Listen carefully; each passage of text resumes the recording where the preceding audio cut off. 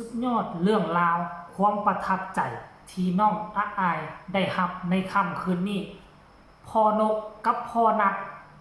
มาพ่อกันอยู่ที่โรงพยาบาลเพื่อมาดูแลเพื่อมาเฝ้า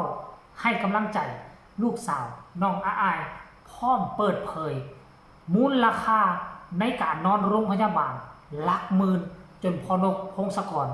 ในชาตินี้คงไม่มีโอกาสได้มานอนแบบนี้แน่นอนกับทักทายสบายดี FC ทุกทาง FC ทุกคนมาพบมาพอกับค่อยเจเบาเล่าอีกคลิปหนึ่งก่อนนอนก็แล้วกันเพราะ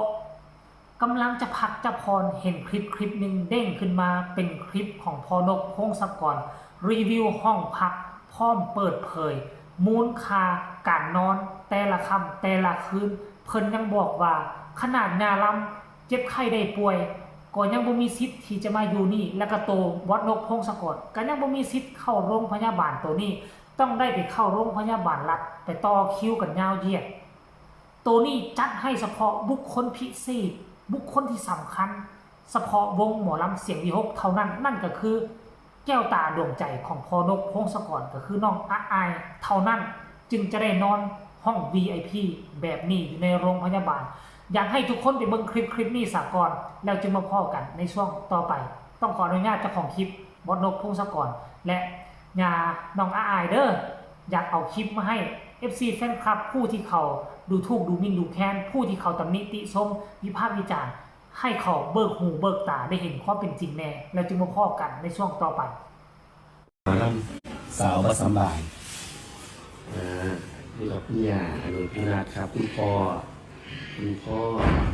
เจ๋คำคิงพี่น้อยว่าเป็นของอะไรนี่อันนี้เขาคือห้องนางเล่นแบบว่าชิวๆเบื้องหนังแบบ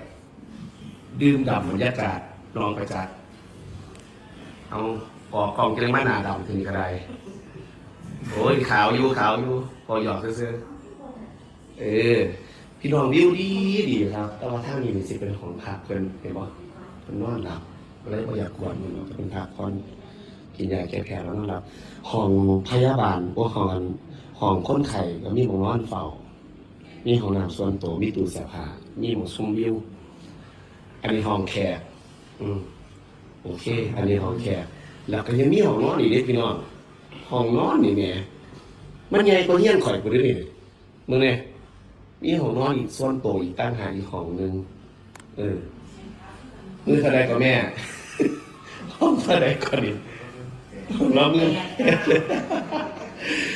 พี่น้องเช่นประกันครับให้แม่อีดีพวกก่อนก็วิจัยให้ลูกดอกแพงโพดนะครับตอนนี้อยู่ที่โรงพยาบาลข้างหนองประจักษ์นะครับเป็นของ VIP ผมเด้อพี่น้องก็ต้องห่วงเด้อบัดเด้อบ่ต้องห่วงนะครับนี่แหละเขาก็อยู่ดีสบายอยู่พอกับมาเฝ้าญาติงานกับมาเฝ้านี่เจกิ้งกับมานี่สมมาเสียวมีอยู่มีกินโคบกูยางพี่น้องเนี่ยที่มุดเจ้าห่วงข่อยพี่บัดนี้ห่วงซุ่มเต่าๆนางนี่ดิเห็นปะถ้าแม่เป็นอย่างนี้มุดข่อยบ่ได้มีโอกาสได้มาอยู่สบายปานนี้เด้แม่นบ่ยาไม่ยด่วนก็สิได้กันต่อคิวอยู่โรงพยาบาลศูนย์ผู้เจ้าห่วงพี่ซุ่ม30-40ขึ้นพี่เด้อเจ้าผู้เจ้าบ่ต้องห่วงนางนี่ปุ๊บมานี่นางนี่อยู่สบายบักครับผู้เจ้าห่วงตัวข่อยบ่บ่มีประกันหรูหราปานนี้นะครับล่าสุดแม่แตง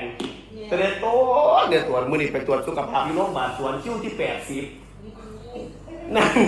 นั่งถ่ายตั้งแต่เช้าแต่ว่าหวานแรงนี่หนีมุดเจ้าแผงกำลังใจแม่แตงกูเด้อบัดนี้เราเป็นตาหนาเป็นห่วงครับแม่ข่อยนะครับเนาะนี่กับ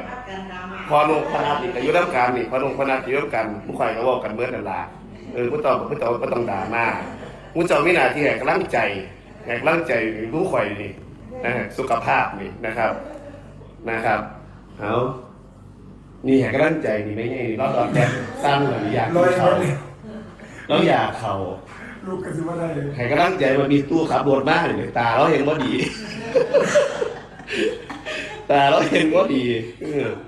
ไม่ใช่ด่วนกันจะว่าหันใจปลาทาร้านตอนนี้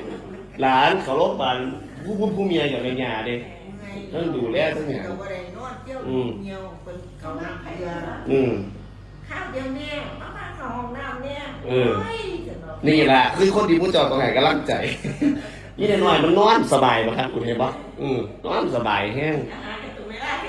อยู่เดือนหนึงก็อยู่ได้อยู่นี่อยู่เดือนหนึงก็อยู่ได้นะครับ ขึ้นนี่สิให้พ่อนัดกับแม่สายได้บัดนี้งานสิมานอนผีได้ เอาบัดนี้ก็เป็น นอนบนหลับเป็นหลักเสายางออกอันนั้นแม่โทนเกียร์ เหรอบัดนี้เทียนาเป็นบ่ให้มาแล้วเด้อพี่น้องบัดมันสบายโพดบ่ให้มาแล้วคุณไปเยี่ยมกันอยู่เฮียนคุณ ดูหลาโพด เนาะมามีป่วยจากแกบ่นี่จะเป็นดีเนาะฤดูกาลนี้ฤดูกาลนี้มีแต่เอกวิทยาศาสตร์กำหนอมเนาะป่วยมีแต่สุขภาพ ป่ ดี วยเป็นเราป่วยมาในกระทั่งชาป่วยไม่อยากป่วย เอาฝากพี่น้องสุขุมสุขขอบคุณก็เป็นห่วงขอบคุณทุกกำลังใจนะครับบ๊ายบายบ๊ายบายก็ต้องห่วงนะครับนี่เขาก็อยู่ดีสบาย พ่อจ้าครับพ่อนัดมาหาลูกพร้อมกันจ้า เจ๊กิ้งเหรอแม่ พ่อมาหากันพอดี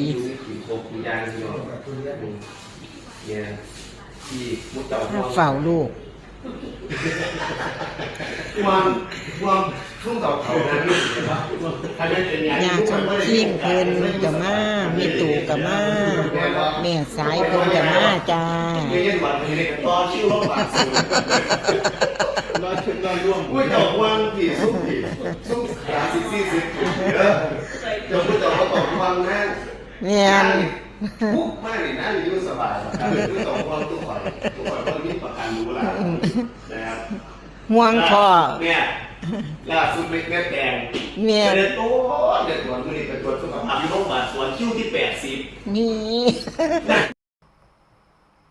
เป็นจังไหนทุกคนเห็นแล้วหรือยังอยู่ในหั่นกับชิมียาล้ำแล้วก็มี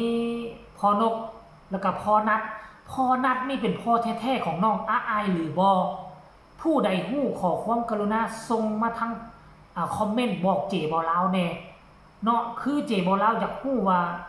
พอน้องอาอายแท้ๆเป็นจังไดแต่ว่าเจบอลาวน่าจะเดาถ้าเดาบ่ผิดนะผู้ซื้อนัดนี่แหละคือพ่อแท้ๆของน้องอาอายเพราะหน้าละไม้ค่ายคือกันกับยาล้ำอีหลีหรอนอกจากนั้นก็ยังมีอีก 3-4 คนที่เจบอลาวบ่ค่อยฮู้ซื้อดอกท่านผู้ชมเอ้ยอันนี้มันคือความอบอุ่นเป็นครอบครัวที่สมบูรณ์แบบที่พ่อนกพงศกรสามารถเฮ็ดให้น้องอาอายได้ขนาดนี้ยาล้ำบอกว่ารักแสนแต่พ่อนกพงศกรนั้นรักหมื่นขึ้นและ